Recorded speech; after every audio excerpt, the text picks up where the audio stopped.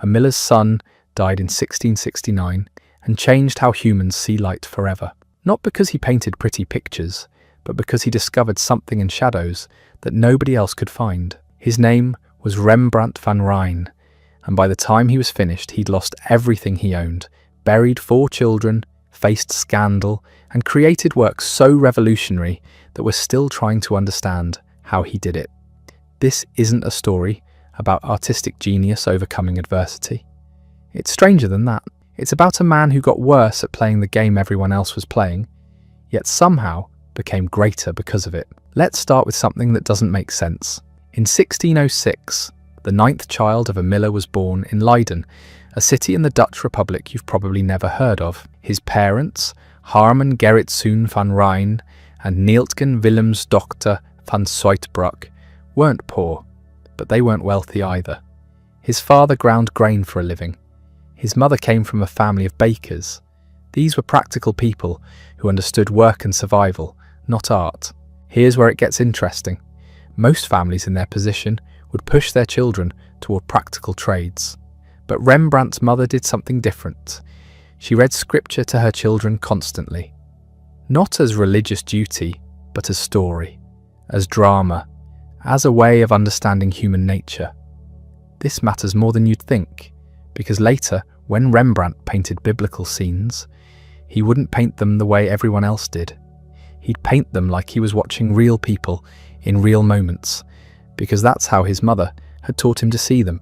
At age 10, Rembrandt entered the Latin school in Leiden. Classical education, biblical texts, oratory, the kind of schooling designed to produce scholars and theologians. Then something remarkable happened. In 1620, at 14 years old, he enrolled at the University of Leiden. For a miller's son, this was almost unheard of. Universities were for the wealthy, for future lawyers and doctors and church officials. The fact that Rembrandt even got in tells you something about his family's ambition for him. And then he quit. His first biographer, a man named Aulers, wrote that Rembrandt left because he was by nature moved toward the art of painting and drawing. But that explanation is too simple. Think about what he was walking away from.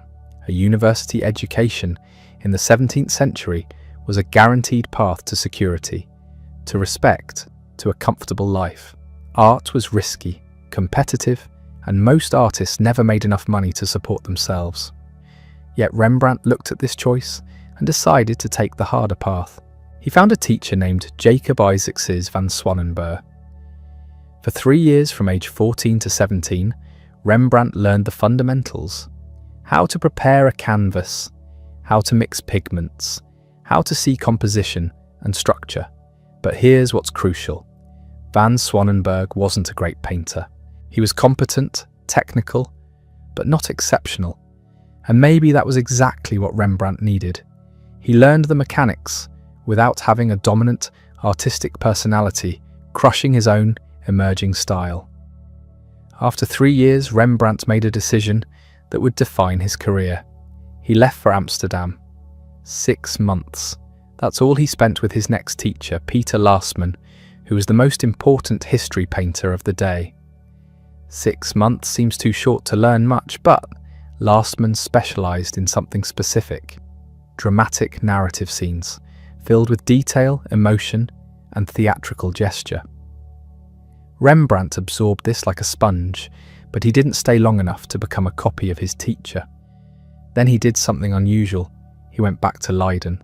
Most ambitious young artists would have stayed in Amsterdam, the commercial centre, where the money and commissions were. Rembrandt returned to his provincial hometown and opened a studio. He was either incredibly confident or incredibly naive, possibly both. He shared the studio with Jan Levens, a friend and fellow artist. They were the same age, similarly talented, and for a while they pushed each other forward. Contemporary sources suggest they were rivals as much as collaborators, each trying to outdo the other. This competition was productive. It forced Rembrandt to develop faster, to take risks, to find his own voice rather than imitating what was popular. By 1627, at age 21, Rembrandt was teaching his own students. Think about that timeline. He'd only been studying painting seriously for 6 years, and now other artists were paying him to teach them. One of his early students was Gerrit Douw, who would go on to become one of the most successful Dutch painters of the century. The fact that someone of Douw's talent sought out Rembrandt while he was still in his early 20s tells you something about the reputation he was already building. But the real turning point came in 1629 when Rembrandt met Constantijn Huygens. Huygens was a statesman, a diplomat, a poet, and an art connoisseur who served the princes of Orange. He was connected to everyone who mattered in Dutch society, and he saw something in Rembrandt's work that excited him. Specifically, he saw paintings that handled emotion and psychological depth in ways that other Dutch artists weren't attempting. Huygens wrote about Rembrandt and Levens, comparing them to the great Italian masters. This was extraordinary praise for two artists in their early 20s, working in a provincial Dutch city. But here's what's interesting. Huygens also criticised them. He said they were too provincial, too unwilling to travel to Italy to study the classical masters firsthand. He thought they were limiting themselves by staying in the Netherlands. Rembrandt ignored this advice. He never went to Italy, never studied in Rome or Florence or Venice. This was considered almost mandatory for serious artists at the time. The Grand Tour, the exposure to classical antiquity and Renaissance masterpieces, was seen as essential education. Rembrandt looked at this tradition and decided he didn't need it. He'd learn what he needed from prints, from copies, from the classical sculptures and Italian paintings that made their way to the Netherlands. Everything he needed was within reach if he looked carefully enough. This decision reveals something fundamental about how Rembrandt thought. He wasn't interested in following the prescribed path to success. He was interested in developing his own vision, even if that meant ignoring what everyone else considered necessary. During these Leiden years, from 1625 to 1631, Rembrandt's style was developing rapidly. His paintings were small, packed with detail, focused on costumes and jewellery and surface texture. He painted religious scenes and allegorical subjects. He also painted tronies, which were character studies, faces expressing specific emotions or types. These weren't portraits of real people. They were explorations of human expression. One thing you notice looking at these early works is how much attention Rembrandt paid to fabric, to how light hit different textures, to the way gold gleamed or silk caught the light. He was studying surface appearance obsessively, learning how to make paint convincingly represent different materials. This technical foundation would later allow him to create effects that other painters couldn't match. Now, here's where his signature becomes important. In 1625, Rembrandt signed his earliest works with just R, or the monogram RH, for Rembrandt Harmenszoon, son of Harmen. In 1629, he started using RHL, presumably adding L for Leiden. Then in 1632, something changed. He started signing his work RHL van Rijn, then dropped that and began using just his first name, Rembrandt. The next year he added a D and stuck with Rembrandt for the rest of his career. Why does this matter? Because signing with only your first name was what the great Renaissance masters did. Raphael, Leonardo, Michelangelo, they were known by their first names alone, like singular figures who transcended normal identity. Rembrandt, in his mid-20s, decided he belonged in that category. This wasn't modesty. This was a declaration that he saw himself as their equal. Think about the audacity of that. A miller's son from a provincial Dutch city who'd never been to Italy, who'd studied painting for less than a decade, deciding he deserved to be mentioned in the same breath as the greatest artists in history. And the remarkable thing is, he was right. But success in Leiden had its limits. The city was respectable, comfortable, but it wasn't where the real money was. Amsterdam was the commercial heart of the Dutch Republic, crowded with merchants from every nation, wealthy beyond anything Leiden could offer. For an ambitious artist, Amsterdam represented opportunity on a completely different scale. Around 1631, Rembrandt made the move. He was 25 years old, established enough to have a reputation, young enough to rebuild his career in a new city. He lodged with Hendrik van Uylenburg, an art dealer who ran a successful business, buying, selling, and occasionally commissioning paintings. Living in an art dealer's house put Rembrandt directly into Amsterdam's commercial art network, and there he met Saskia van Uylenburg, his landlord's young cousin. The numerous paintings and drawings Rembrandt made of her suggest this was more than strategic networking. They seem to have been genuinely in love, which was fortunate because the marriage in 1634 was also strategically brilliant for Rembrandt's career. Saskia wasn't just anyone's daughter. Her father, Rombertus van Uylenburg, had been mayor of Leeuwarden in Friesland, a justice of the court of Friesland, a top lawyer, and one of the founders of the University of Franeker. Saskia came from exactly the kind of established, wealthy family that could open doors for an ambitious artist. When Rembrandt married her, he wasn't just gaining a wife, he was gaining access to Amsterdam's merchant elite, the people who commissioned portraits, who bought art, who could make an artist's reputation. But here's what's interesting about the timing. Saskia was orphaned by age 12. Her mother died in 1619, her father 5 years later. By the time she married Rembrandt, she was living with relatives, connected to wealth and status, but not directly controlling it herself. The marriage connected Rembrandt to Amsterdam's elite, but in a way that didn't threaten his independence. He wasn't marrying into a family business or accepting patronage that came with strings attached. The portraits he painted of Saskia show someone who was happy. There's an intimacy in how he depicted her, a warmth that goes beyond technical skill. He painted her in different costumes, in different moods, as different characters. She became his model, his muse, his collaborator in creating images. The paintings document not just what she looked like, but what their relationship was like.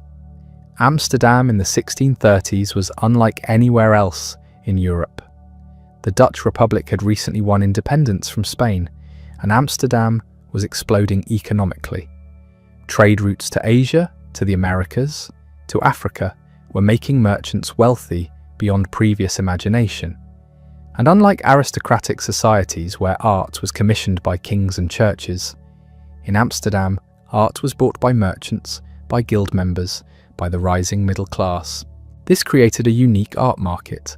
Paintings weren't just decorations for palaces. They were commodities, investments, status symbols for people who'd made their money through trade. And they wanted portraits, lots of portraits. Individual portraits, family portraits, group portraits of civic guard companies and guild boards. If you could paint a good portrait in Amsterdam in the 1630s, you could make serious money. Rembrandt could paint a good portrait, better than good. He had a gift for capturing not just physical likeness, but personality, presence, the sense of a living person looking back at you. His portraits had psychological depth that other painters couldn't match, and Amsterdam's merchants were willing to pay for that quality.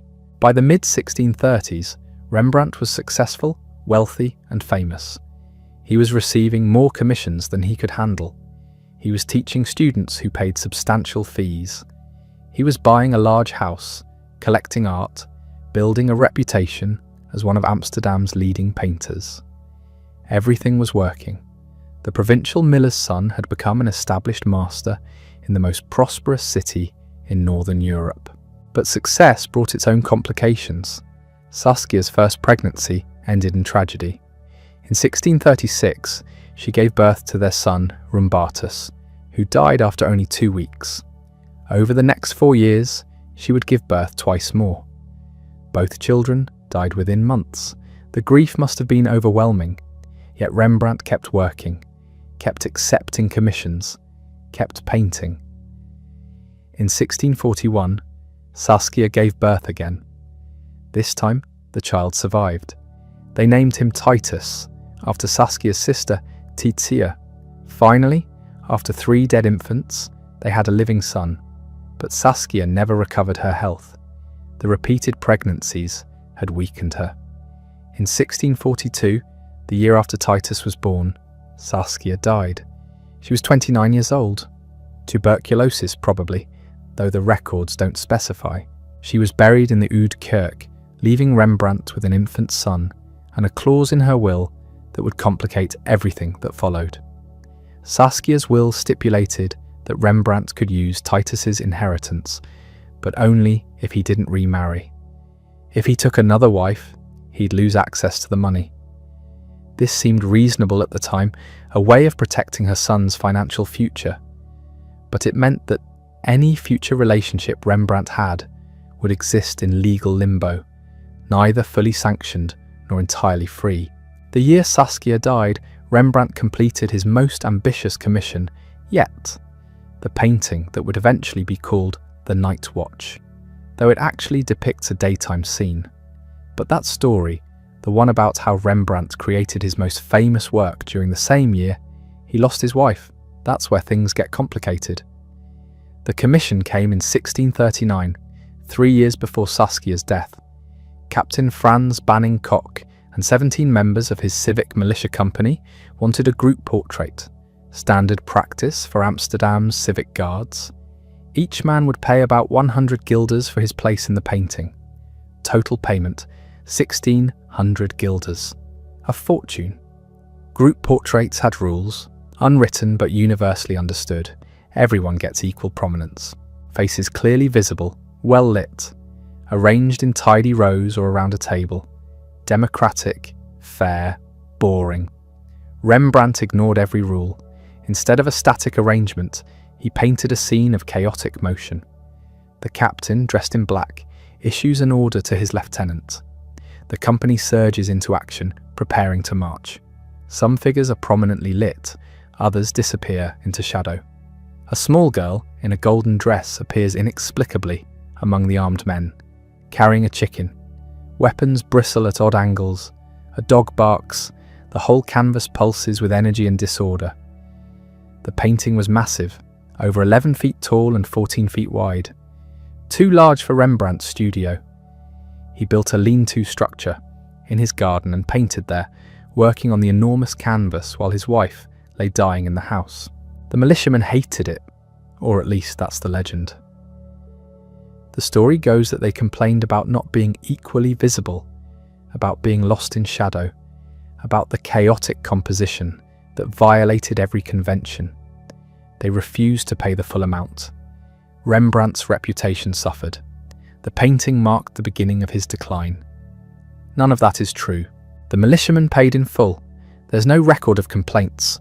Rembrandt remained successful for years after completing it. But the legend persists because it fits a narrative we want to believe about genius and misunderstood artists. What is true is that the Night Watch represented something new, not just in Rembrandt's work, but in the entire tradition of Dutch group portraiture. He transformed a civic obligation into theatre, a formal record into a dramatic moment. The painting doesn't just show you who these men were, it shows you what they imagined themselves to be. The work showcases everything Rembrandt had mastered by this point. His command of light, dramatic and focused, drawing the eye to key figures while letting others recede. His handling of texture, from gleaming metal to rough fabric to soft flesh.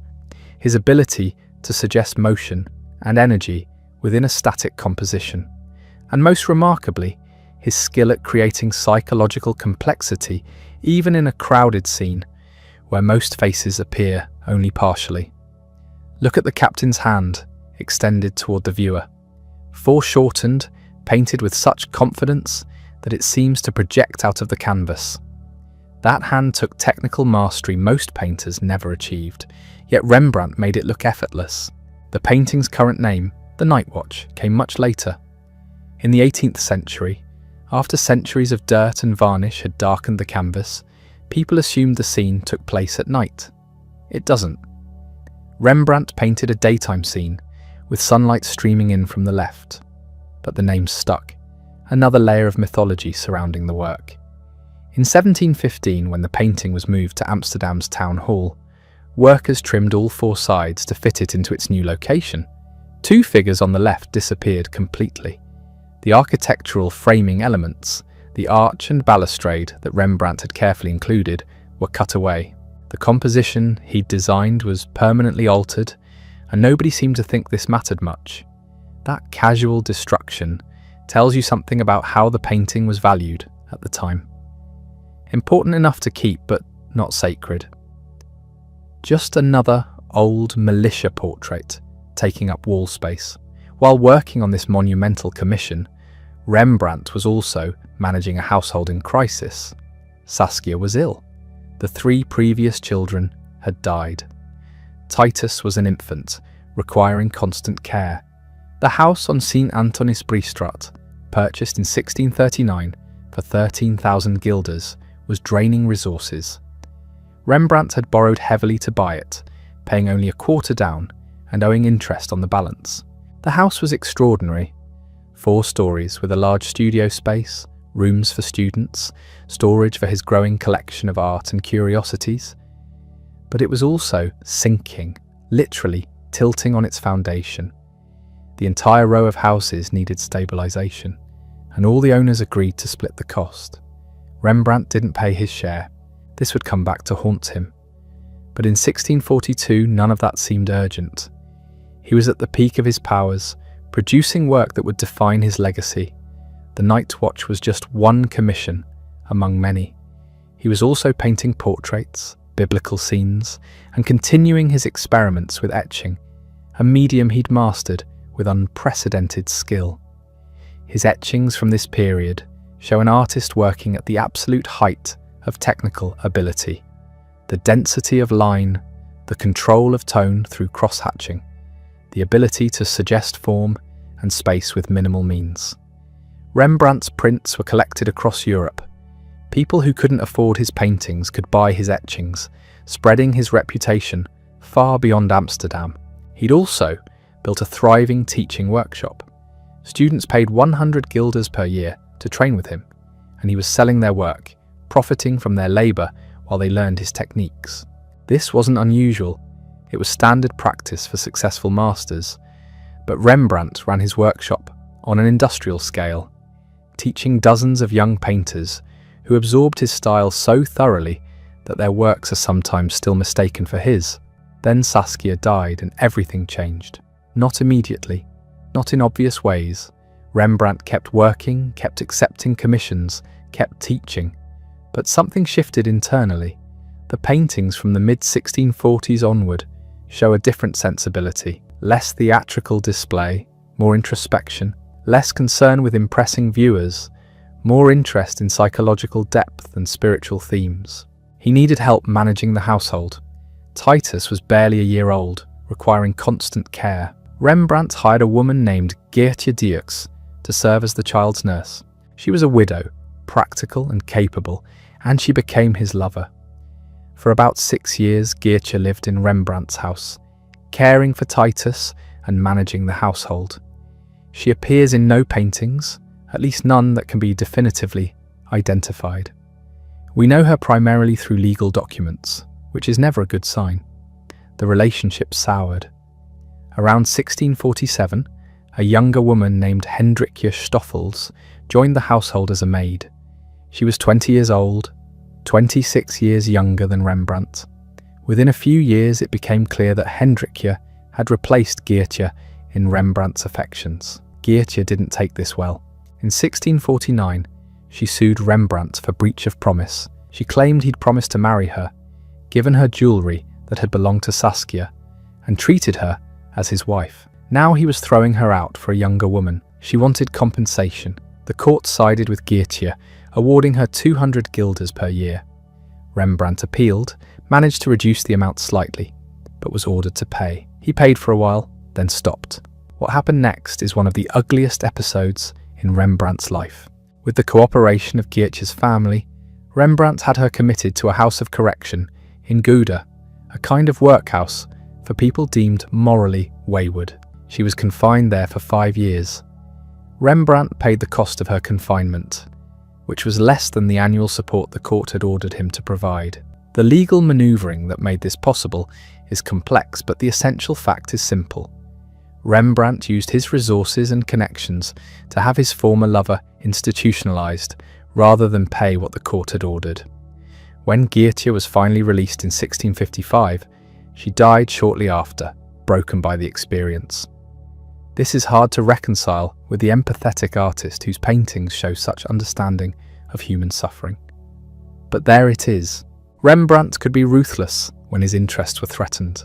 The same man who painted the tenderness of parents with children, who captured the dignity of beggars and the vulnerability of the aged, also destroyed a woman who'd cared for his household and his son. Meanwhile, Hendrikje remained. She couldn't marry Rembrandt because of Saskia's will, which stipulated he'd lose access to Titus's inheritance if he remarried. So they lived together unwed, which created its own problems in Calvinist Amsterdam. In 1654, Hendrikje became pregnant. The Reformed Church summoned her to appear before their council for living in sin with the painter Rembrandt. She was admonished and barred from taking communion, a serious social censure. Rembrandt, interestingly, was never called before the church authorities, perhaps because he was too prominent, or perhaps because they knew he wouldn't come. Hendrikje gave birth to a daughter, Cornelia, named after Rembrandt's mother. Now the household consisted of Rembrandt, his teenage son Titus, his partner Hendrikje, and an infant daughter, all living in the expensive house on Sint Antonisbreestraat that Rembrandt was increasingly unable to afford. Because by the early 1650s the money was running out, the reasons were complex. Amsterdam's art market had changed. The exuberant prosperity of the 1630s and 40s had cooled. Rembrandt's style, never fashionable in the conventional sense, was falling further out of favour. Younger artists were adopting smoother, more classical approaches. Collectors wanted elegance and refinement. Rembrandt was offering psychological intensity and unconventional compositions. His expenses hadn't decreased to match his reduced income. The house required constant maintenance. His collection of art, antiquities, and curiosities kept growing. He attended auctions and bought compulsively suits of armour, exotic shells, paintings by other masters, plaster casts, anything that might be useful for his work or his teaching. He'd also made some bad investments. He'd lent money to people who didn't repay him. He'd speculated on art deals that went wrong. The details are murky, but the result was clear. By the mid-1650s, Rembrandt was deeply in debt to multiple creditors, and he'd run out of ways to avoid paying them. The crisis came in 1656. Rembrandt applied for cessio bonorum, essentially declaring bankruptcy. It wasn't the shameful collapse we might imagine. It was a legal mechanism that allowed him to surrender his assets to be sold by municipal authorities, with the proceeds going to his creditors. He wouldn't go to debtor's prison. He could continue working. But he'd lose everything he'd accumulated over 3 decades. The inventory of his possessions, compiled for the bankruptcy proceedings, is astonishing. Over 300 lots, including paintings, drawings, prints, sculptures, weapons, curiosities, books. The list runs for pages. Reading it is like walking through Rembrandt's mind, seeing what fascinated him, what he collected, what he surrounded himself with.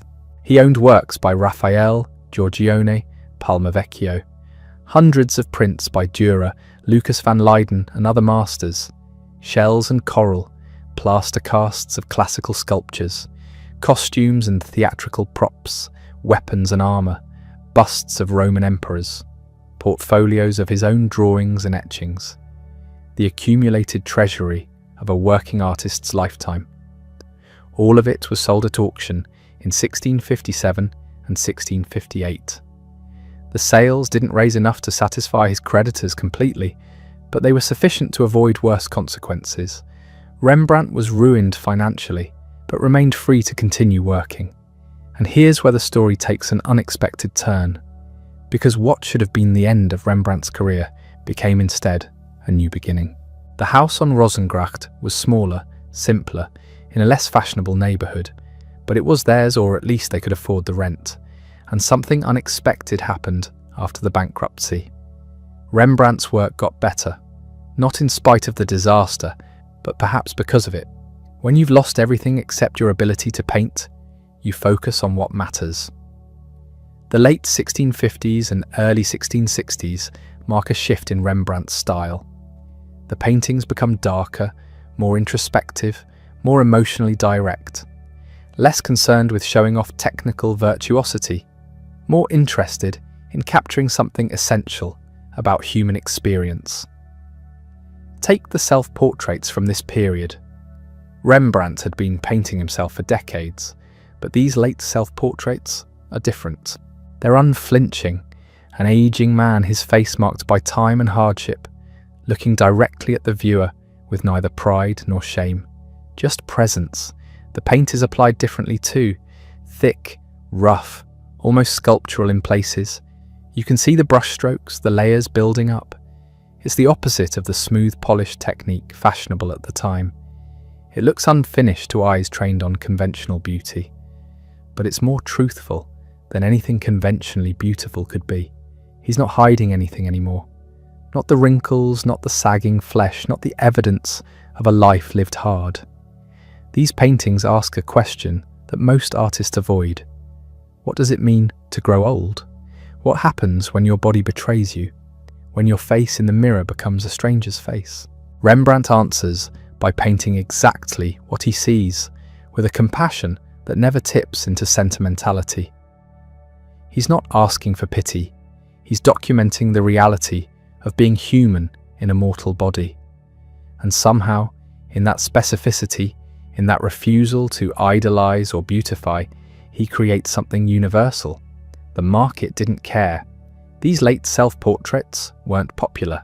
Collectors wanted elegance, youth, idealized beauty. Rembrandt was offering the opposite. He was painting for himself or for some future audience that didn't exist yet. He'd stopped trying to please anyone. But there were still commissions, fewer than before, but enough. In 1661, he received one of the last major group portrait commissions of his career, the Syndics of the Drapers' Guild, officials responsible for inspecting cloth quality. It should have been straightforward. 5 men sitting at a table, dressed in black, looking dignified. Standard corporate portraiture. Rembrandt made it something else. The men are arranged informally, caught mid-meeting, one of them rising from his chair, another turning to look at someone outside the frame. They're engaged with each other and with us. It's a frozen moment that feels alive, animated by some interaction we've just interrupted. The technical mastery is absolute, the play of light on the fabrics, the individuality of each face, the spatial depth created by the positioning of the figures. But what makes the painting extraordinary is the same thing that made the Night Watch extraordinary 20 years earlier. Rembrandt refuses to treat a group portrait as a collection of heads. He creates a scene, a moment, a glimpse into an ongoing event. The Syndics were pleased. They paid him well. It was one of the last times a group would commission Rembrandt to paint them. The fashion had moved on. Other painters were getting the corporate work, artists who gave clients what they expected without challenging conventions. Meanwhile, Hendrik J. and Titus were running their art dealing business. Remember, technically, they were Rembrandt's employers now. He worked for them, received board and lodging, and a small allowance. Any paintings he created belonged to their company. This legal fiction protected his income from creditors. It was clever, and it worked. Hendrik J. managed the household finances, dealt with clients, handled the practical matters that Rembrandt had never been good at. She kept them afloat. Titus, now in his early 20s, was learning the business side of art. He had some of his father's talent, but more practical sense. Together, they created a structure that allowed Rembrandt to keep working without the financial pressure that had destroyed him before. The workshop continued too, though on a smaller scale. Students still came to learn from Rembrandt. His reputation as a teacher remained strong even as his reputation as a fashionable artist declined. He'd developed teaching methods that were unusual for the time. Most workshops operated on strict hierarchy and repetition. Students copied the master's work until they could reproduce his style exactly. Rembrandt encouraged something different. He wanted his students to develop their own vision, to experiment, to take risks. He'd set them up in separate rooms in his studio, sometimes with nothing but paper or canvas partitions between them, so they could work independently while still being part of the collective effort. He taught them to observe light obsessively, to notice how it falls on different surfaces, how it creates volume and space, how it can be used to direct the viewer's attention. He'd demonstrate by setting up still lifes with dramatic lighting, single candle sources that created deep shadows and bright highlights. Then he'd have his students paint the same setup, comparing their approaches. Some of his most talented students came through the workshop in these later years. Aert de Gelder studied with him in the 1660s and absorbed Rembrandt's approach so thoroughly that his paintings are sometimes mistaken for his master's work.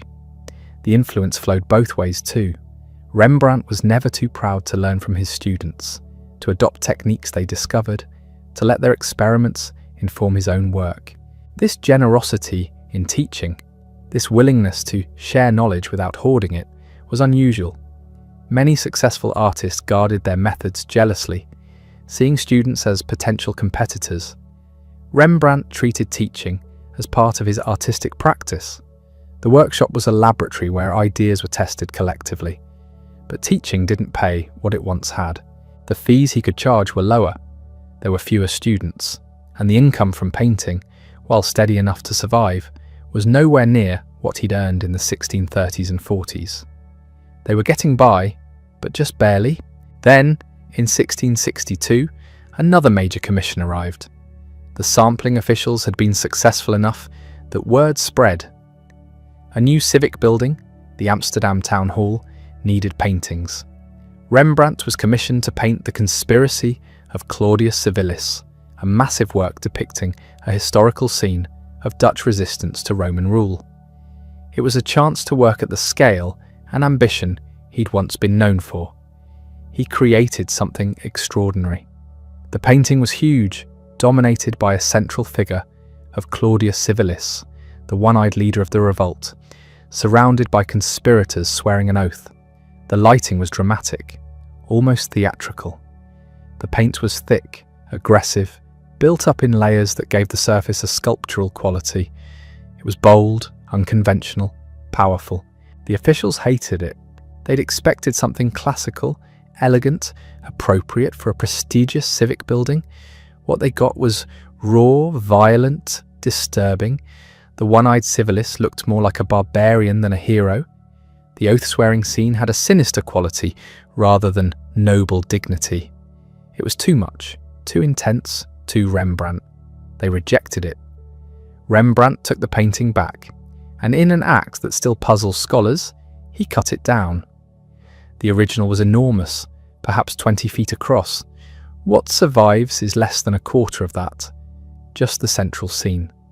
No one knows what happened to the rest. It might have been destroyed. It might still exist somewhere, lost or misattributed. What remains is in Stockholm now, a fragment of what should have been one of his greatest works. This rejection hurt. Not just financially, though, that mattered, but professionally, personally. He'd put everything into the painting, and the people who commissioned it had found it unacceptable. He was 66 years old.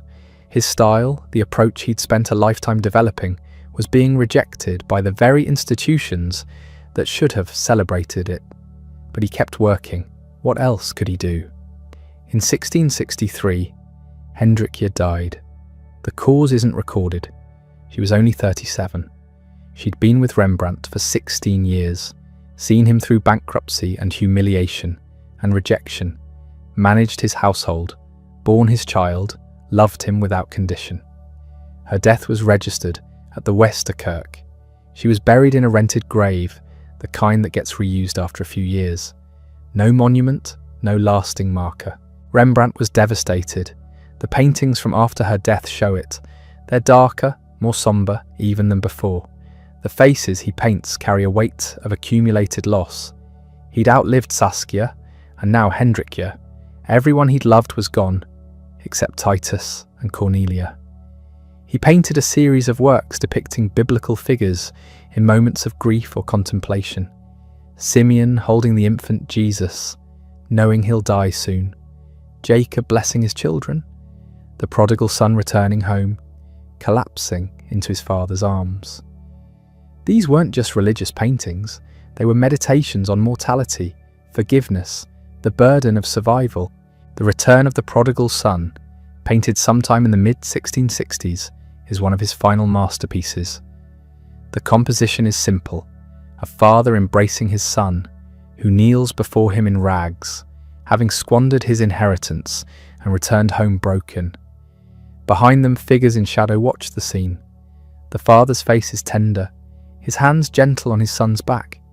The son's face is hidden, pressed against his father's chest. We see only his shaved head, his bare feet, his tattered clothes. It's a painting about forgiveness, about unconditional love, about the possibility of redemption even after complete failure. It's impossible not to read Rembrandt's own life into it. The man who'd squandered his wealth, made terrible mistakes, lost everything, and somehow survived. The painting asks whether grace exists, whether we can be forgiven, whether coming home is possible after everything's been destroyed. The paint handling is unlike anything anyone else was doing. Thick impasto in some areas, thin glazes in others, colours that shouldn't work together, somehow creating luminous harmonies. The father's hands are painted with such tenderness that you can feel the weight of them, the comfort they offer. It's a painting about touch, about physical connection, about the body's ability to communicate what words cannot. Rembrandt was working slower now, taking more time with each painting. His eyesight was probably failing. His hands were less steady, but the work was reaching heights it had never touched before.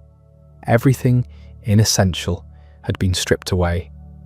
What remained was pure emotional truth, rendered with a lifetime's accumulated skill. In 1668, Titus got married.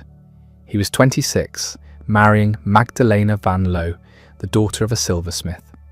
The wedding took place in February. Rembrandt attended, watched his son take vows, saw him begin a life, separate from the small world they'd occupied together for so long. 7 months later, Titus died. September 1668. He was 27 years old. The cause isn't recorded, probably plague, which swept through Amsterdam periodically, or perhaps one of the other diseases that killed without warning in that era. He was buried in the Westerkerk, the same church where Hendrikje had been laid to rest 5 years earlier. Rembrandt had now outlived both his wives, 3 of his 4 children, and his only surviving son. He was 62 years old. Magdalena was pregnant when Titus died. She gave birth to a daughter in March 1669, naming her Titia after her father. So Rembrandt had a granddaughter he'd never expected to meet, but he wouldn't know her long. The paintings from this final period are extraordinary, not in spite of the suffering, but perhaps because of it. Everything decorative, everything merely skillful, had been burned away. What remained was something more fundamental, an understanding of human vulnerability, so complete it feels almost unbearable to witness. He painted an old man with his hands clasped, eyes closed. The face is weathered, exhausted, but peaceful. The paint is applied with absolute confidence, thick in some areas, thin in others, the brushwork visible, almost careless, yet creating an image of such tenderness it stops you cold. Is it a self-portrait? Maybe. It doesn't matter. It's a portrait of age itself, of survival, of someone who's seen too much and somehow made peace with it. He painted another self-portrait, one of his last. He's laughing, not a bitter laugh, not ironic, genuine laughter, his face creased with it, his eyes nearly closed. It's shocking. After everything, after all the loss and failure and rejection, here's a man laughing. The paint handling is loose, almost wild. You can see where the brush moved across the canvas, building up layers of colour that somehow resolve into flesh, into fabric, into light. The background is completely abstract, just shapes and tones. None of the careful detail of his early work. This is painting reduced to its essence. Colour, light, gesture. Nothing more needed. He'd learned that specificity isn't the same as detail. You don't need to render every thread in a garment to make it feel real. You need to understand how light moves across fabric, how weight pulls at cloth, how a body inhabits its clothes. Paint that understanding and the eye fills in the rest. His technique had become so refined, so intuitive, that he could suggest entire worlds with a few brush strokes. A hand rendered in 3 or 4 marks of the brush, but containing all the information needed to make it completely convincing. This is what mastery looks like. Not adding more, but knowing what to leave out. Knowing exactly how much is enough. The Jewish Bride, painted sometime in the mid to late 1660s, shows a couple. The man's hand rests on the woman's chest, tender and protective. Her hand covers his, accepting the gesture. Their faces are turned slightly toward each other, intimate, private. We're witnessing something we shouldn't be seeing. A moment between 2 people who love each other, who've built a life together, who understand each other completely. The clothing is magnificent, rich reds and golds, painted with thick impasto that catches the light like actual brocade. But the faces are what matter. They're rendered with such psychological depth that you can read entire histories in them. This isn't young love. This is love that's survived time, that's weathered difficulties, that's been tested and proven real. The painting is about partnership, about the quiet strength of long-term commitment, about 2 people who've chosen each other and continue choosing each other. Was Rembrandt thinking of Hendrikje, of Saskia, of relationships he'd had and lost? The painting doesn't answer, it just shows us something true about human connection, rendered with absolute conviction. Vincent van Gogh saw it years later and said he'd give 10 years of his life to sit in front of it for 2 weeks with nothing but a crust of bread to eat. That's the kind of power it has. By 1669, Rembrandt was still working but slowing down. His eyesight was probably failing. His hands weren't as steady. The house on Rozengracht was small, cramped, nothing like the mansion on Jodenbraestraat. He lived there with Cornelia, now 15 years old, and his granddaughter Titia, an infant. Magdalena, Titus's widow, was there too. They were his family now. The people who remained. He painted Simeon in the temple, an old man holding the infant Jesus, knowing he's about to die. Simeon had been promised he wouldn't die until he'd seen the Messiah. Now he holds the child and can finally let go. The painting is about release, about the burden of waiting finally being lifted, about being ready for the end. On October 4th, 1669, Rembrandt van Rijn died. He was 63 years old. The cause of death wasn't recorded. His body was buried in an unmarked grave in the Westerkerk, the same church where Saskia, Hendrikje and Titus were buried. The grave was rented, not purchased. After a few decades, the remains would be removed to make room for someone else. No monument marks the spot. We don't know where exactly in the church his bones lie. The estate he left was minimal. Some paintings, some furniture, little else. The great collection of art and curiosities was long gone, sold to pay creditors decades earlier. The house on Jodenbraestraat belonged to someone else now. Everything he'd accumulated in his years of success had vanished. What remained was the work, the paintings and etchings scattered across Europe, in private collections and public institutions, the images he'd created, the faces he'd captured, the moments of human experience he'd rendered visible. That was his legacy. Not wealth, not property, not social position, just the work itself. And here's the strange thing. During his lifetime, Rembrandt's reputation declined. The style that made him famous in the 1630s and 40s fell out of fashion. By the time he died, he was seen as old-fashioned, his approach too rough, too dark, too interested in ugly reality instead of ideal beauty. The smooth classical style of painters like Gérard de Layres was what people wanted. Rembrandt's work looked outdated. For the next century, his reputation remained complicated. People acknowledged his early brilliance, but dismissed the late work as the product of failing skill and vision. The thick paint, the loose brushwork, the psychological intensity, these were seen as flaws, evidence of decline. It wasn't until the 19th century that everything shifted. The Romantics discovered him first, artists and writers who valued individual expression, emotional truth, psychological depth. They looked at the late self-portraits and saw not failure but triumph. They understood what he'd been doing, stripping away everything decorative to reveal something more essential. The Impressionists studied his brushwork, his understanding of how paint itself could create light and form. Van Gogh worshipped him.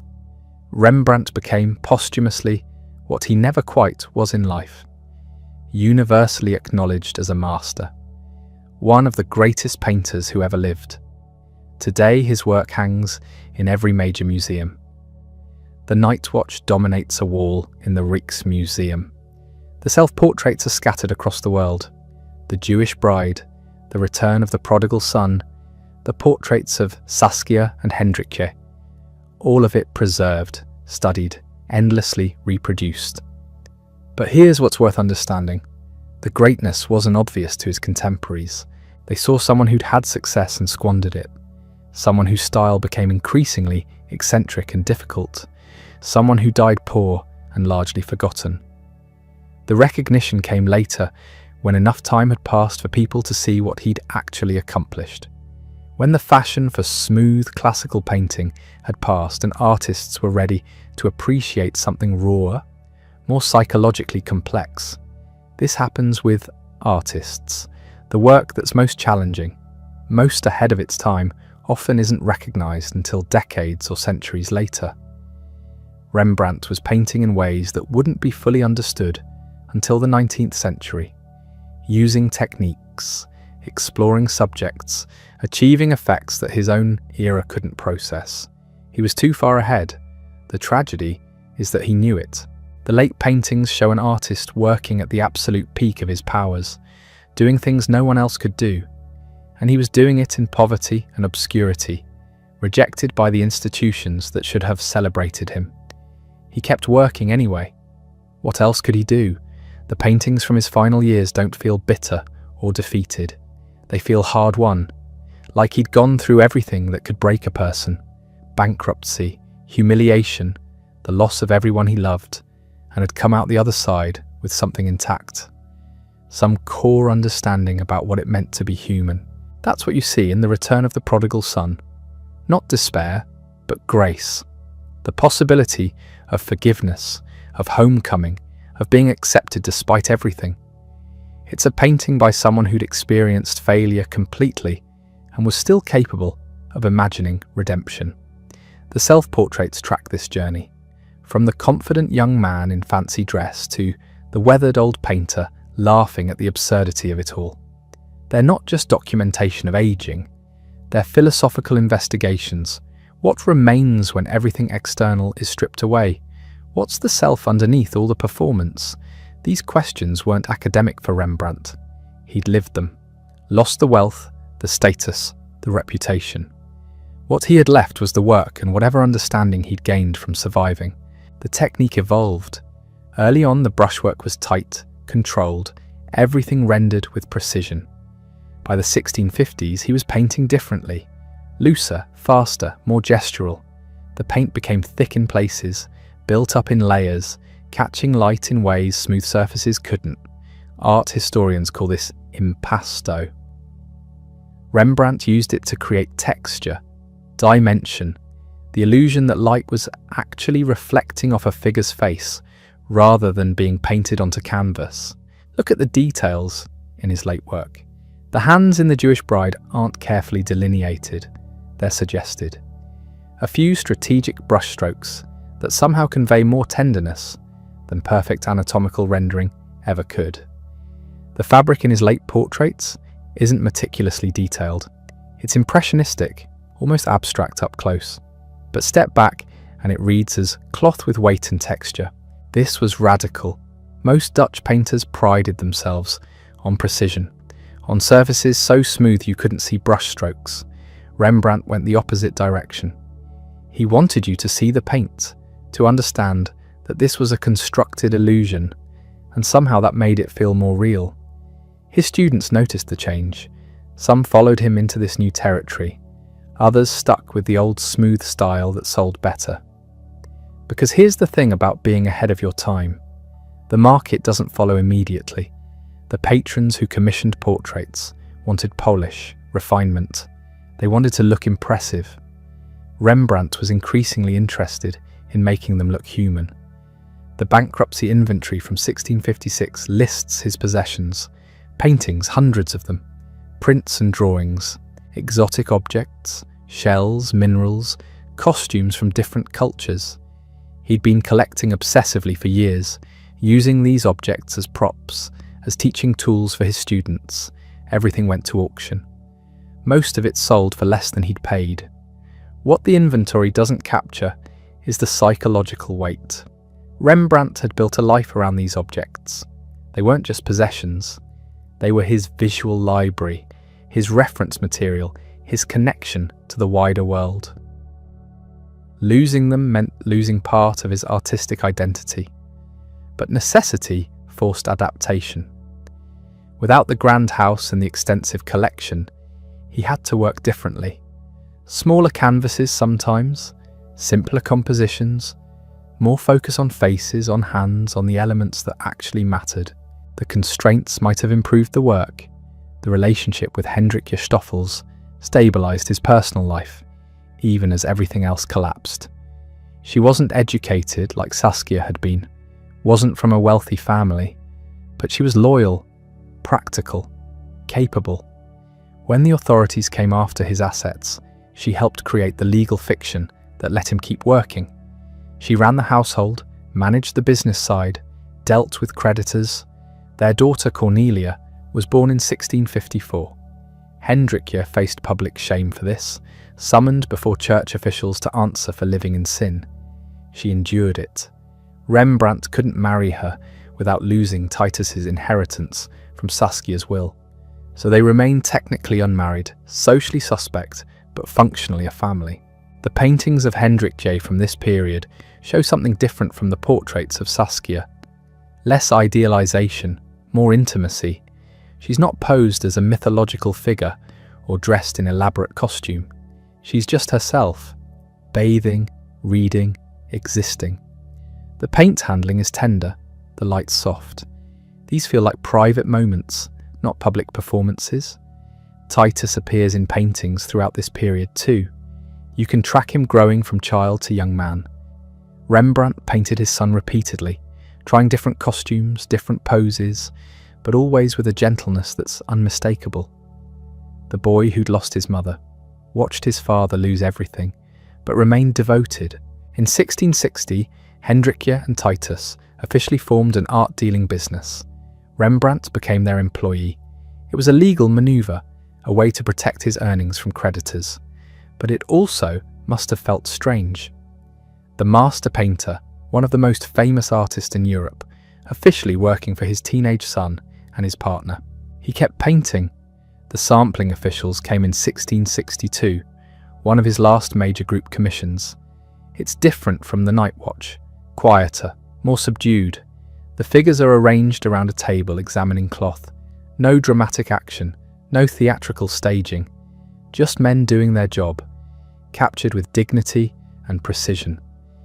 The painting shows he could still deliver what commissioners wanted when necessary. But his heart was elsewhere. The biblical scenes from this period go deeper into spiritual territory. The denial of Peter, showing the apostles' moment of betrayal and immediate regret. The conspiracy of Claudius Civilis, depicting a legendary Dutch rebellion, though the painting was rejected and later cut down by Rembrandt himself. That rejection stung. He'd painted a massive canvas for Amsterdam's new town hall, a prestigious commission that should have restored his reputation. Instead, the city fathers found it too dark, too rough, not heroic enough. They wanted something more in line with current fashion. Rembrandt gave them psychological complexity and moral ambiguity. They wanted propaganda. The painting that remains, a fragment of the original, shows figures taking an oath by candlelight. The lighting is extraordinary. The faces emerging from darkness with uncanny presence. But you can see why it didn't please the commissioners.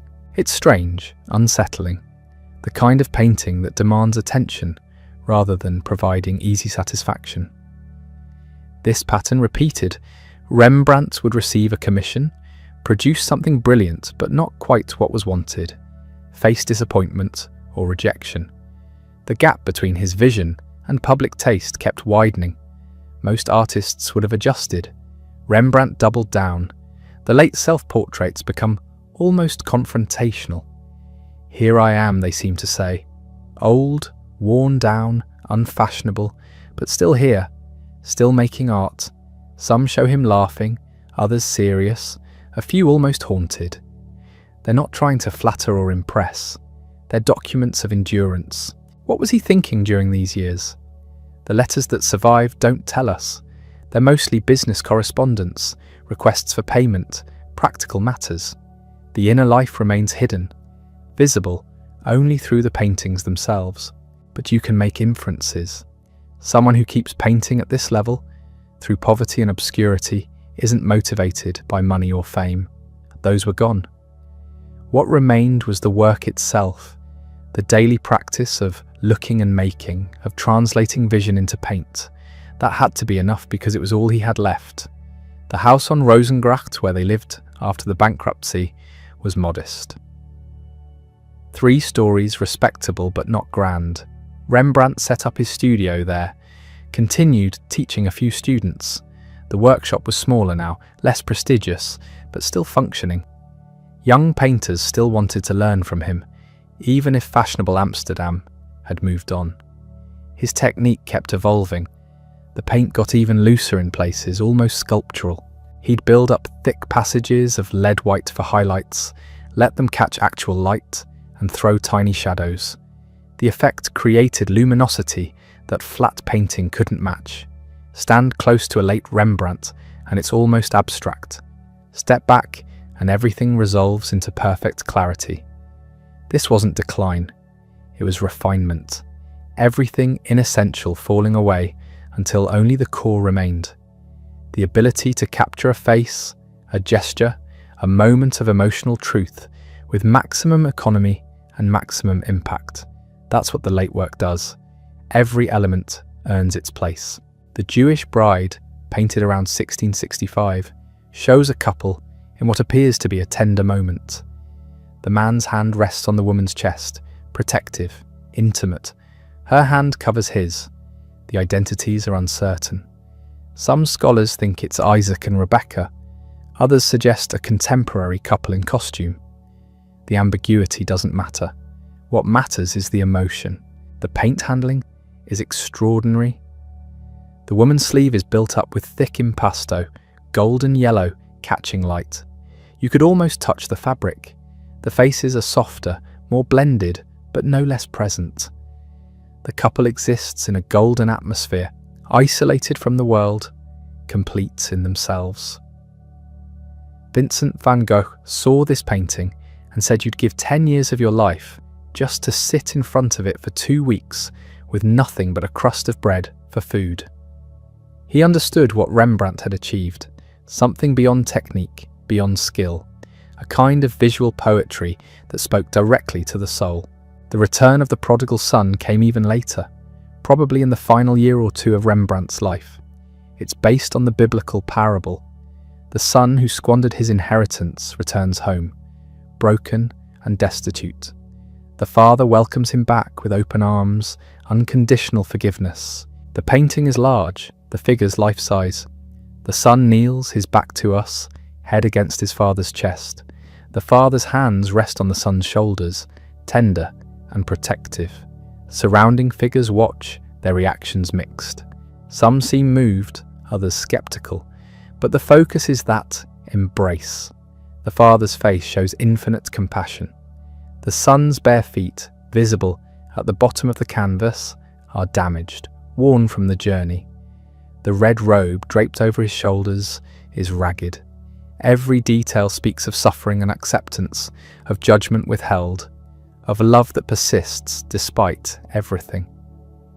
Rembrandt knew something about squandered inheritance by then, about returning home diminished, about hoping for acceptance despite failure.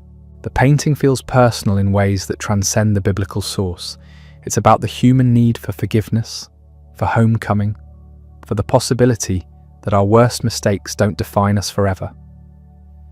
Hendrik died in 1663, probably from plague. Titus died in 1668, just months after marrying. He was 26. Rembrandt buried his son, the last connection to Saskia, the boy who'd survived when 3 others hadn't. What that loss did to him we can only imagine. He kept painting. What else was there? His daughter-in-law Magdalena was pregnant. The baby, also named Titus, would be born after Rembrandt's death. But in those final months, he was alone except for Cornelia, his daughter with Hendrik, still a child. The late works show no falling off in quality. If anything, they intensify.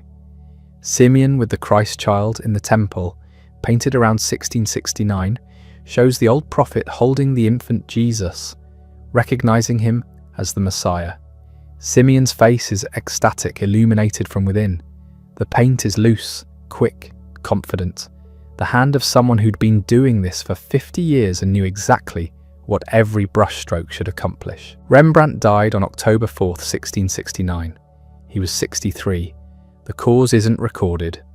The burial registry at the Westerkerk notes simply that Rembrandt van Rijn, painter, was interred. No elaborate monument, no public ceremony. Just another death in a city that saw many. The estate he left was minimal.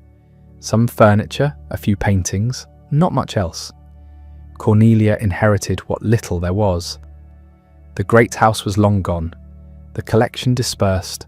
The fame that had once surrounded him had faded to near invisibility, but the paintings remained, scattered across Amsterdam and beyond, in private collections and public buildings. The night watch still hung where it had been placed decades earlier, though people had stopped really seeing it. The portraits and biblical scenes were filed away, their power dormant, waiting. It took time for the reassessment. Decades first, then a century. The 18th century still didn't know what to make of him. Too rough, too dark, not classical enough. But something was shifting. A few artists and critics began to recognize what he'd accomplished. The 19th century changed everything.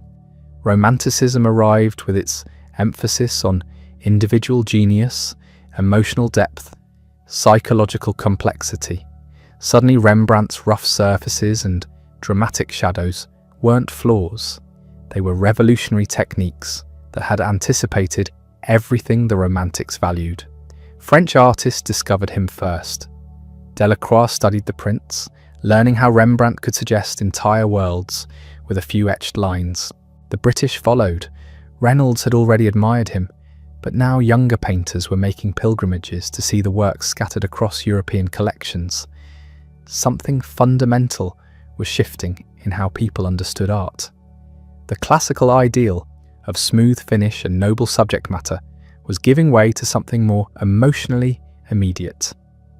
Rembrandt's paintings, with their visible brushstrokes and unglamorous subjects, suddenly looked modern rather than primitive. The self-portraits became particularly fascinating to this new audience. Here was an artist who documented his own face across 4 decades with unflinching honesty. Young Rembrandt, confident and ambitious. Middle-aged Rembrandt at the height of his powers. Old Rembrandt, marked by loss and failure, but still painting. No artist had done this before, not with this consistency or psychological depth. The self-portraits weren't just records of physical appearance, they were studies in human vulnerability, aging, dignity despite decline. The Romantic era, obsessed with artistic genius and individual consciousness, found in these paintings a mirror for their own preoccupations. Vincent van Gogh would later write about Rembrandt with reverence that bordered on worship. Van Gogh saw in those late self-portraits something he recognized: the artist as a kind of holy fool, someone who'd sacrificed everything for his vision and emerged with something transcendent. The rehabilitation wasn't immediate or universal. Academic painters still preferred smooth technique and classical subjects. But the tide was turning. Museums began actively seeking Rembrandt paintings. Private collectors competed for them. Prices rose. By the late 19th century, Rembrandt had been fully canonized. He was now considered one of the absolute masters, ranked alongside Michelangelo and Leonardo. The rough provincial who died in obscurity had become an immortal. What had changed? Not the paintings themselves. They'd been sitting in collections all along, ignored or undervalued. What changed was the criteria by which people judged art. Once you valued emotional authenticity over classical perfection, once you cared about psychological depth more than noble subject matter, Rembrandt's achievement became visible. The Night Watch, which had been trimmed and relegated to a side room, was moved to a place of honour. People stood before it trying to understand how Rembrandt had created such dynamic movement, such drama from what should have been a stiff group portrait. The biblical paintings, dismissed as too dark and theatrical, were now seen as profound meditations on human suffering and grace. The Jewish Bride, barely noticed for centuries, became recognised as one of the most tender depictions of love in Western art. Scholars began the work of cataloguing everything: paintings, drawings, etchings, separating authentic Rembrandts from workshop productions and later forgeries. This wasn't simple. Rembrandt had run a large workshop. His students painted in his style, sometimes so successfully that even experts couldn't tell the difference. The Rembrandt Research Project, established in 1968, took on the massive task of examining every painting attributed to Rembrandt using scientific methods: X-rays, infrared photography, paint analysis. They downgraded many works from authentic to workshop or follower. The total number of accepted paintings shrank from over 600 to around 300. This caused controversy. Collectors who thought they owned Rembrandts discovered they owned workshop pieces worth a fraction of the price. Museums had to relabel paintings. The art market convulsed. But the research also revealed extraordinary things. Technical analysis showed how Rembrandt built up his paintings layer by layer, how he used the rough canvas texture in some areas while applying thick impasto in others, how he'd sometimes paint with the back of his brush, scratching into wet paint to create texture. X-rays revealed earlier compositions hidden beneath finished works, changes of mind, adjustments, abandoned ideas. The paintings weren't finished objects, dropped fully formed from the artist's imagination. They were records of process, thinking, revision. The etchings, already highly valued, became objects of obsessive scholarly attention. Rembrandt had been his own printer, pulling impressions from his copper plates. He'd experimented constantly, trying different papers, inks, techniques. He'd rework plates, adding or removing elements, creating multiple states of the same image. Collectors became fascinated by these variations: first state, second state, third state, each one slightly different, showing Rembrandt's evolving vision. A complete set of states for a major etching could tell a story about how he thought, how he solved problems, what he was trying to achieve. The technical mastery was undeniable, the way he could suggest an entire landscape with a few quick lines. The way he used dry point, a technique where the burr left by the tool holds ink and creates a rich, velvety black. The way he understood that what you leave out is as important as what you include. 3 crosses, one of his late etchings, shows Christ crucified between 2 thieves. The first state is relatively straightforward, detailed but not overwhelming.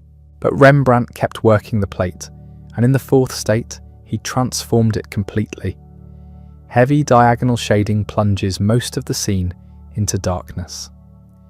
Christ emerges from this darkness, illuminated, while chaos swirls around him.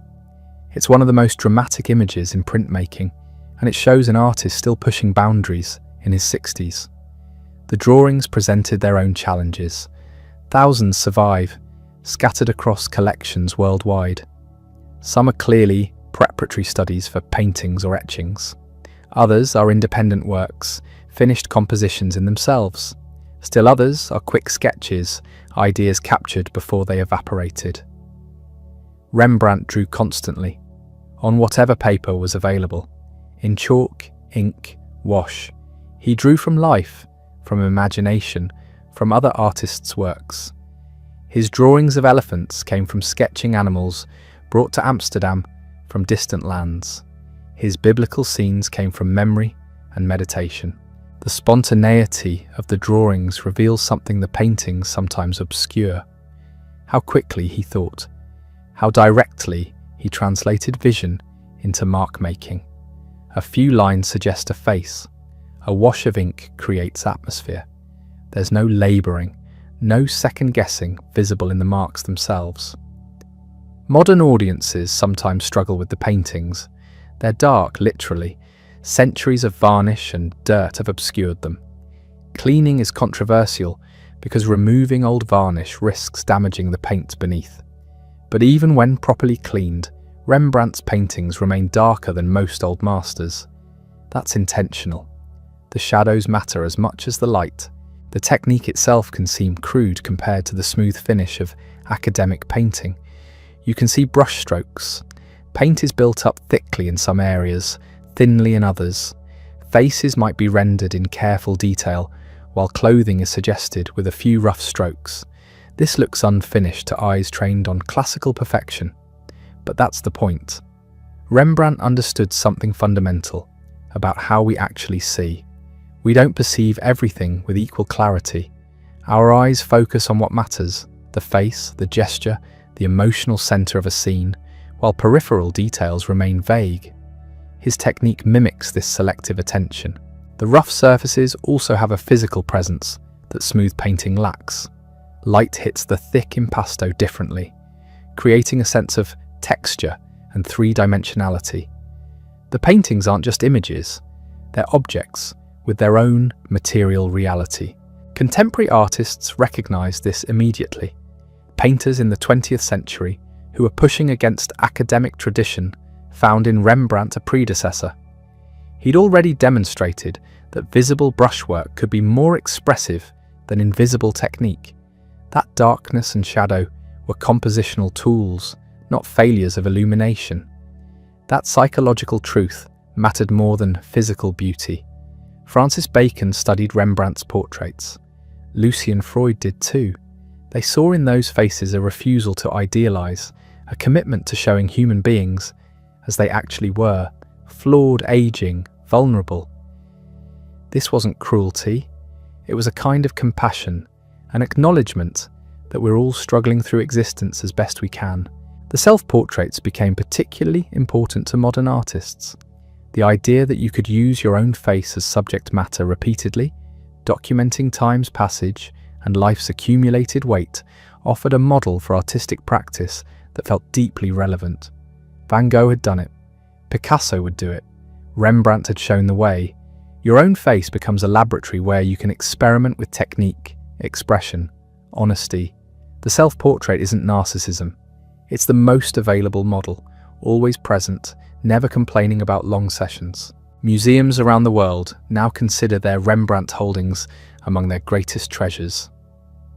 The Rijksmuseum in Amsterdam built an entire wing around the Night Watch. The Frick collection in New York centers on their Rembrandt self-portrait. The National Gallery in London guards their paintings like crown jewels. Private collectors still compete for any Rembrandt that comes to market, though few do. Most are locked away in museums or foundations. When one appears at auction, the prices are astronomical, not just because they're rare, but because they represent something beyond market value. They're connections to genius, to a sensibility that transcended its own time and speaks directly to ours. The financial irony isn't lost on anyone. Rembrandt died nearly broke, his possessions sold off, his reputation diminished. Now his paintings sell for tens of millions. The house where he lived in poverty is a museum.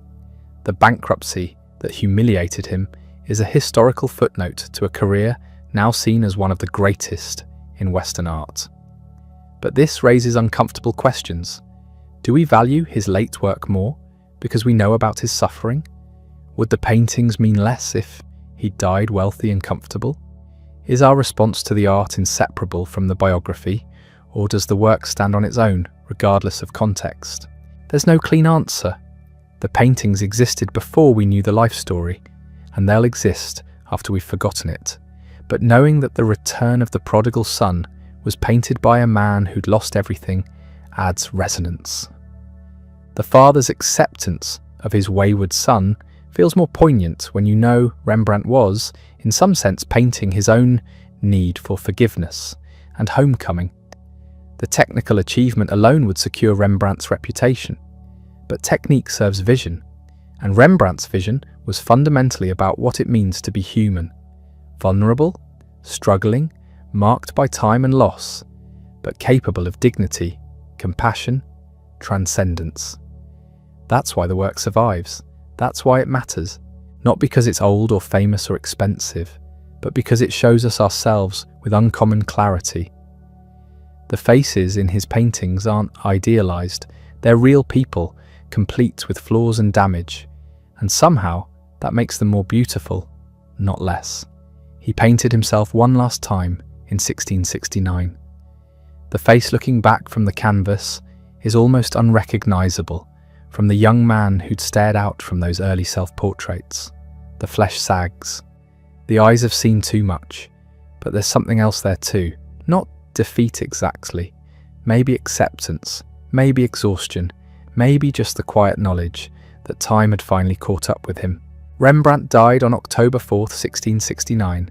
He was 63 years old.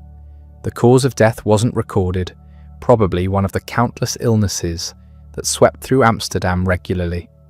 Maybe just the accumulated weight of 6 decades of living hard and working harder. His funeral was simple. A handful of people attended. He was buried in an unmarked grave in the Westerkerk, the same church where his son Titus had been buried just a year earlier. The location of the grave itself is lost now. Somewhere beneath the church's floor lies the body of one of history's greatest artists, and nobody knows exactly where. The estate inventory tells us what he left behind. Not much. Some clothes, basic furniture, painting supplies. His daughter Cornelia inherited what little there was. The house was long gone, sold at auction years earlier. The collections dispersed. The wealth accumulated during those prosperous decades had evaporated completely. Contemporary obituaries barely noticed his passing. A few lines in local papers, some mention in art circles. Nothing suggesting that anyone understood they'd lost a giant. His style had fallen out of fashion decades earlier. By the time he died, he was seen as a relic from an earlier era, technically accomplished but artistically outdated. The years immediately following his death saw his reputation sink even further. The next generation of Dutch painters worked in a completely different mode. Smoother surfaces, more refined technique, classical restraint. Everything Rembrandt's late work wasn't. His paintings sold, but for modest prices. People bought them as curiosities from the previous generation, not as masterpieces. The 18th century brought partial rehabilitation. Collectors began recognizing something special in those late works. The psychological depth, the technical mastery beneath the apparent roughness. Prices started climbing. Museums began acquiring major pieces. But he still wasn't considered the equal of the Italian Renaissance masters or even some of his own contemporaries. The real transformation came in the 19th century. Romantic artists and writers discovered in Rembrandt a kindred spirit, someone who'd suffered for his art, someone who'd rejected commercial success in favour of personal vision. The biography became as important as the paintings. This tragic genius, dying alone and poor, became irresistible to the romantic imagination. Vincent van Gogh worshipped him. Van Gogh saw in those self-portraits a model for his own unflinching self-examination. He wrote about Rembrandt constantly in his letters, analysing the technique, studying the use of light. When Van Gogh painted himself, he was following Rembrandt's lead, documenting his own psychological journey through portraiture. The 19th century also brought systematic scholarship. Art historians began cataloguing Rembrandt's complete works. Attributions were questioned. Workshop pieces were separated from autograph paintings. The Rembrandt Research Project, started in the 20th century, would spend decades using scientific analysis to determine which paintings were actually by the master's hand. This authentication work remains controversial. The project initially rejected paintings that had been considered genuine Rembrandts for centuries. Later research sometimes reversed these decisions. The debate continues because Rembrandt ran such a large workshop and because his students were so skilled at copying his style. Some paintings exist in a grey area where experts disagree about the extent of Rembrandt's personal involvement, but certain works are undisputed. The Night Watch, The Jewish Bride, The Sampling Officials, the late self-portraits, The Return of the Prodigal Son. These paintings represent the undeniable core of his achievement. Nobody questions their authorship or their importance. Museums built entire galleries around these works. The Rijksmuseum designed their floor plan to lead visitors inevitably toward the Night Watch. The Frick Collection in New York centered their permanent installation on their Rembrandt self-portrait. The National Gallery in London positioned their Rembrandts as highlights of the entire collection. The 20th century brought new waves of interpretation. Modernist critics appreciated the painterly surfaces, the visible brushwork, the rejection of photographic realism. Here was an artist treating paint as a material substance with its own properties, not just a tool for creating illusions. This aligned perfectly with modernist principles. Psychoanalytic approaches found in the self-portraits a visual record of psychological development and aging. The paintings documented not just physical changes, but emotional and spiritual evolution. This made them uniquely valuable for understanding the interior life of a 17th century artist. Social historians examined Rembrandt's work for evidence about Dutch culture. The paintings showed how people dressed, how they furnished their homes, how they understood religion and morality. The Night Watch revealed the structure of civic militia companies. The group portraits documented merchant organizations. Even the biblical scenes reflected contemporary Dutch life more than ancient Middle Eastern culture. Feminist scholars complicated the biographical narrative. The treatment of Geertje Dirks looked considerably worse through a modern lens. The power dynamics with Hendrik Jostoffels raised questions. The paintings of women, while often sympathetic, still reflected patriarchal assumptions about female beauty and virtue. This didn't diminish the art, but it contextualized the artist. Technical analysis using modern scientific methods revealed Rembrandt's working process in unprecedented detail. X-rays showed how he changed compositions as he painted. Infrared reflectography revealed underdrawings. Chemical analysis identified pigments and binding media. These studies confirmed what had long been suspected from visual examination. Rembrandt experimented constantly, revising as he went, building up surfaces in complex layers. The discovery of his etching techniques through examination of different states of prints showed similar working methods. He'd pull a proof, study it, then rework the plate. Sometimes he made dozens of changes before considering a print finished. The etchings weren't reproductions of finished designs. They were experimental works where the medium itself generated new ideas. Contemporary artists continue finding inspiration in Rembrandt's example.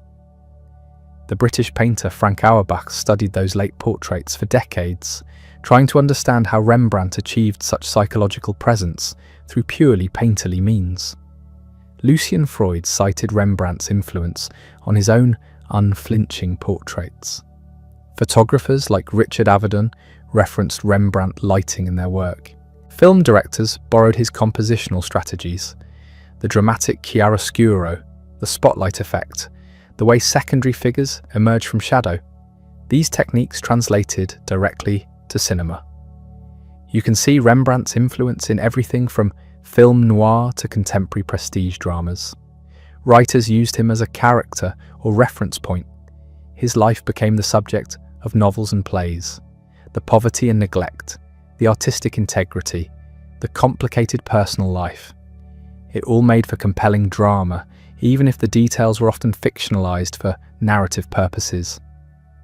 The house on Jodenbraestraat, the one he lost in bankruptcy, became a museum in 1911. Visitors can now walk through rooms where he painted the Night Watch. They can see his studio space, his collections of curiosities, his etching press. The museum recreates the environment where he produced his greatest works. The irony of his financial failure has become part of his legend. The man died nearly bankrupt. Now his paintings are literally priceless. When a work attributed to Rembrandt appears at auction, it makes international news. The prices set records. In 2009, a pair of portraits sold for $180 million. The market value reflects not just rarity or beauty, but cultural significance accumulated over centuries. This raises questions about how we value art. Is a painting more valuable because the artist suffered? Would we care less if Rembrandt had died wealthy and comfortable? The art itself hasn't changed. The pigments are the same, the brushstrokes identical. But knowing the biography colours our response. Perhaps that's inevitable. We don't experience art in a vacuum. We bring everything we know to our encounters with it. The fact that The Return of the Prodigal Son was painted by a man who'd lost nearly everything adds resonance. The father's acceptance becomes more moving when you know Rembrandt was, in some sense, painting his own need for homecoming. But the paintings also work without that knowledge. They worked for their original viewers who knew nothing of Rembrandt's future poverty. They work for viewers today who never learn his biography. The power is in the images themselves.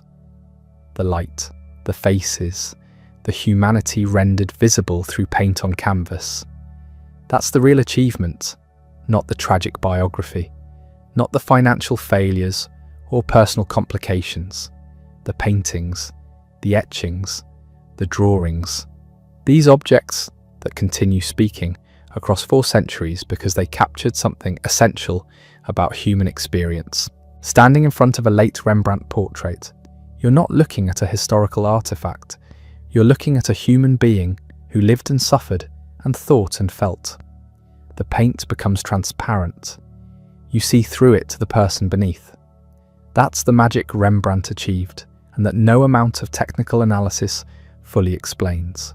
He painted light emerging from darkness. He painted faces that refused to lie about age or mortality. He painted human vulnerability without sentimentality and human dignity without idealization. He showed us ourselves as we actually are, flawed and struggling, and somehow magnificent despite it all. The miller's son from Leiden, who signed his paintings with only his first name, positioning himself as the equal of Leonardo and Michelangelo, wasn't wrong. 400 years later, we still speak of him the same way. Just Rembrandt, no other identification necessary. That's how you know you've achieved something permanent. When your name alone carries the weight of everything you created. Standing before a Rembrandt painting today, you're seeing something that shouldn't exist. The man who created it died in poverty. His reputation was already fading. The style that made him famous had fallen completely out of fashion.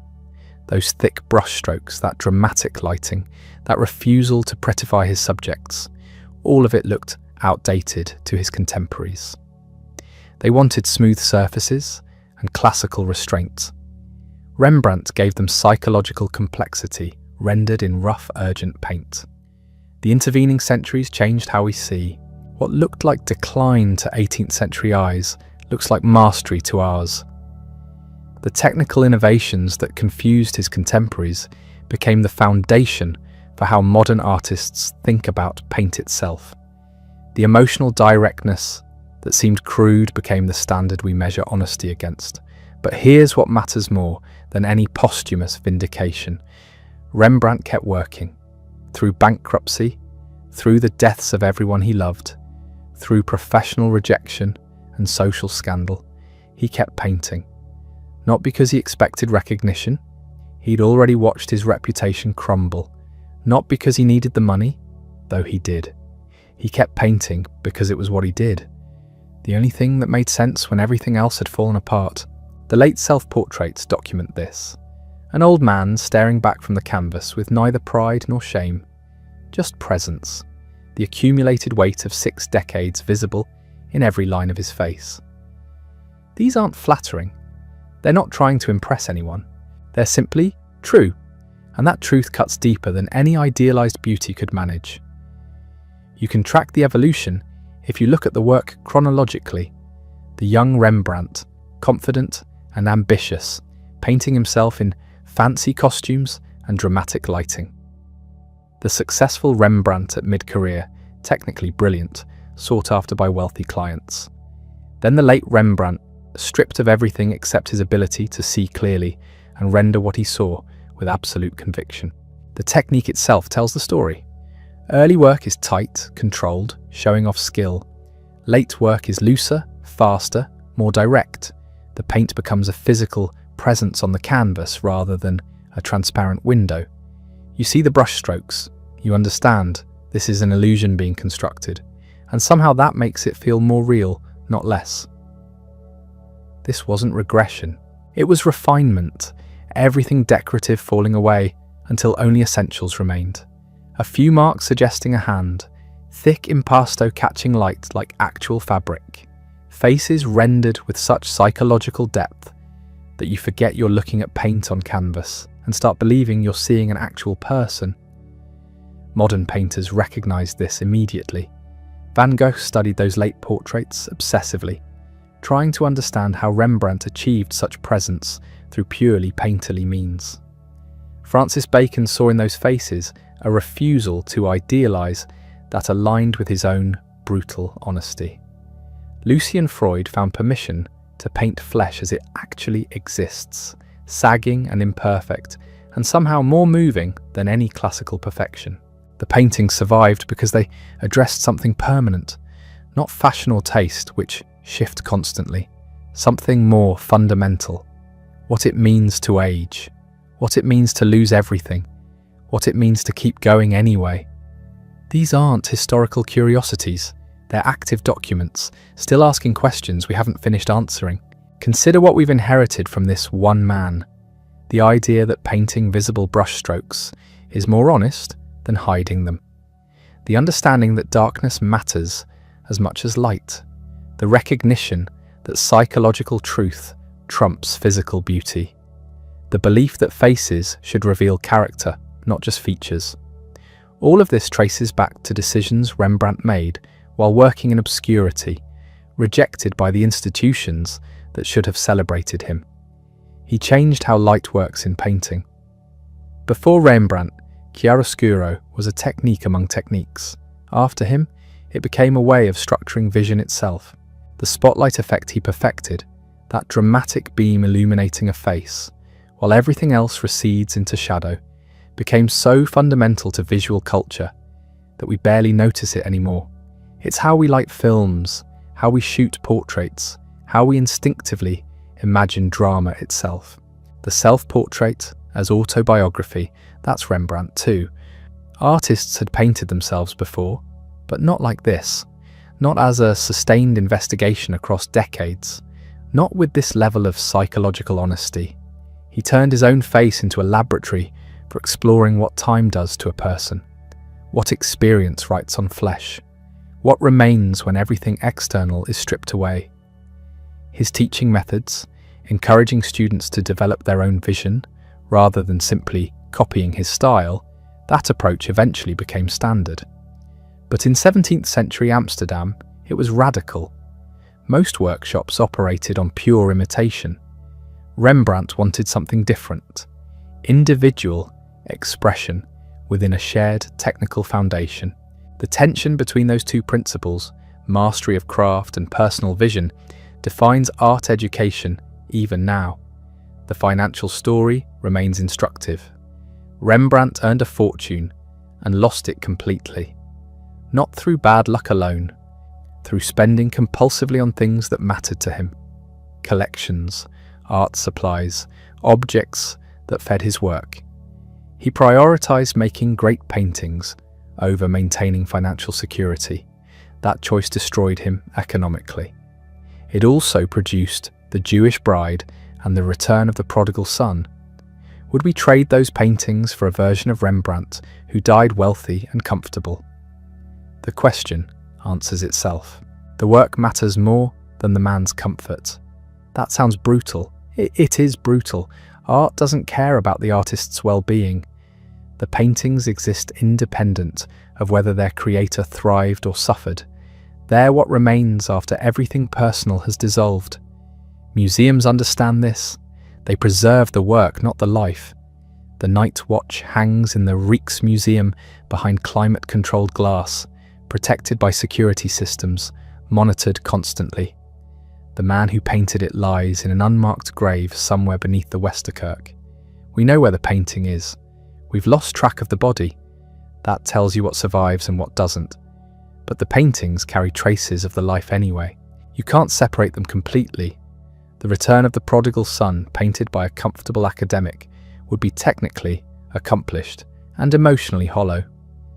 The same composition by someone who'd actually lost everything, who knew what it meant to need forgiveness and homecoming, becomes something else entirely.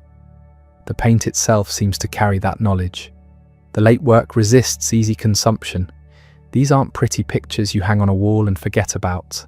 They demand attention. They ask you to look at age, at failure, at human vulnerability without the comfort of easy answers. The faces refuse to lie. The darkness refuses to resolve into light. The paint surface refuses to disappear into illusion. That difficulty is the point. Rembrandt in his final years wasn't trying to please anyone. He'd watched his attempt to please patrons fail repeatedly. The conspiracy of Claudius Civilis rejected, the reputation declining, the commissions drying up. He'd learned that commercial success required compromises he was no longer willing to make. So he painted what he saw, as honestly as he could see it, and let the consequences land where they would. The consequences were poverty and obscurity. Also mastery. Those things aren't contradictory, they're connected. The freedom to paint without concern for market demands produced work that transcended market logic entirely. The paintings became valuable precisely because they weren't created for value. They were created for truth. Understanding this requires accepting something uncomfortable about how art works. The suffering doesn't cause the greatness. Plenty of people suffer without producing anything of value. But the willingness to keep working through suffering, to use the experience rather than be destroyed by it, that can deepen the work in ways comfort never could. Rembrandt painted The Jewish Bride after Hendrikje died. That tender image of two people who've chosen each other, who understand each other completely, comes from someone who just lost exactly that kind of partnership. The painting isn't about his grief. It's about what he'd learned through having and losing. The knowledge in those brushstrokes comes from living through something irreplaceable. We're still learning from those lessons. Contemporary artists studying Rembrandt aren't doing antiquarian research. They're looking for practical knowledge. How do you paint a face that feels psychologically present? How do you structure light to create drama? How do you know when to add detail and when to leave things suggested? The answers are there in the paintings, visible to anyone willing to look carefully enough. The etchings contain their own lessons. How much can you suggest with minimal means? How do you create atmosphere using nothing but black ink on white paper? How do you revise an image across multiple states, improving it through iteration rather than trying to get it perfect in one attempt? Rembrandt's prints show a working process that remains relevant to anyone making images in any medium. The drawings reveal something else. speed, confidence, the ability to capture a gesture or expression in seconds. No hesitation, no second guessing. Just direct translation from eye to hand to paper. That fluency comes from decades of practice, but it also requires trust in your own perception. Rembrandt trusted what he saw, even when it contradicted conventional wisdom about how things should look. This brings us back to the central question. How does a miller's son from a provincial Dutch city become one of the most important artists in Western history? The superficial answer involves talent, training, opportunity, but those explain competence, not genius. Plenty of talented, well-trained artists with good opportunities produce forgettable work. What distinguished Rembrandt was something harder to quantify. A refusal to accept received wisdom about what painting should do or how it should look. A commitment to seeing clearly rather than seeing what you're supposed to see. A willingness to keep pushing deeper even when the market rewarded surface polish. An understanding that technical mastery should serve vision, not replace it. He also had timing. Born too early or too late, his approach wouldn't have worked. The 17th century Dutch art market, with its wealthy merchant class and appetite for portraits, provided exactly the economic foundation he needed to develop his skills. The religious and political context of Amsterdam, relatively tolerant by contemporary standards, gave him freedom to explore subjects and techniques that might have been impossible elsewhere. But timing and context only create possibility. Rembrandt converted possibility into achievement through decades of sustained work. No shortcuts, no tricks, just showing up every day, looking at the world and trying to render what he saw with increasing honesty and skill. The glamorous parts of his story, the early success and wealthy clients, matter less than this daily commitment to the work itself. The bankruptcy, viewed this way, becomes almost necessary. Not something to celebrate, but something that stripped away distractions. When you lose everything except your ability to paint, you find out what painting actually means to you. For Rembrandt, it meant everything. More than financial security, more than social position, more than contemporary approval. The work itself became the point. This obsessive focus produced paintings that continue functioning 4 centuries later because they weren't designed for their own moment. They were designed to be true. And truth, unlike fashion, doesn't expire. The faces Rembrandt painted in the 1660s remain faces we recognize. The emotions he captured remain emotions we feel. The questions his work asks remain questions worth considering. Walk through any major museum and you'll see how subsequent centuries tried to match what he achieved. Some came close, many failed completely. The smooth academic painting that replaced his approach in the 18th century now looks dated, overly polished, emotionally sterile. Rembrandt's rough surfaces and psychological depth have aged better than technique that seemed more accomplished at the time. The market eventually recognized this. Paintings that sold for modest sums in the 18th century now command prices that would have seemed insane even 50 years ago. The financial rehabilitation is complete. But it's also irrelevant. The paintings don't care what they're worth. They exist independent of valuation, doing what they've always done, showing us faces, moments, emotions rendered with absolute conviction. You can see this conviction in every brushstroke. The thick impasto wasn't applied tentatively. It's aggressive, confident, certain of its purpose. The shadows aren't apologetic. They're structural elements, as important as the light. The psychological intensity isn't softened for easy consumption. It's presented directly, demanding engagement rather than passive viewing. This directness makes the work challenging. You can't treat a late Rembrandt portrait as decoration. It won't fade into the background. It insists on being seen, on being reckoned with. The faces look back at you with an intensity that can feel uncomfortable. They're not performing. They're just there, present, refusing to be anything other than what they are. That refusal to perform, to prettify, to make things easier than they actually are, that's what survives. Everything decorative falls away. What remains is essential. Human beings rendered with such clarity that centuries become irrelevant. You're not looking at a 17th century Dutch painting. You're looking at a person, and that person is looking back at you, across 400 years, asking whether you're willing to see clearly. The answer determines whether Rembrandt's achievement matters to you personally or remains just historical significance, something to acknowledge without actually feeling. Because the paintings aren't museum pieces demanding reverent distance, they're active objects still doing work, still asking questions, still demonstrating what's possible when someone commits completely to seeing and rendering truth. Rembrandt died thinking he'd failed. His style was unfashionable, his reputation had declined, the wealth was gone, the acclaim had faded. By conventional measures, his career ended in failure. But he left behind paintings that changed how humans understand light, faces, aging, vulnerability. He created images that remain more psychologically acute than most photography. He demonstrated that honesty matters more than beauty, that truth outlasts fashion, that work done with complete commitment survives long after the worker himself is forgotten.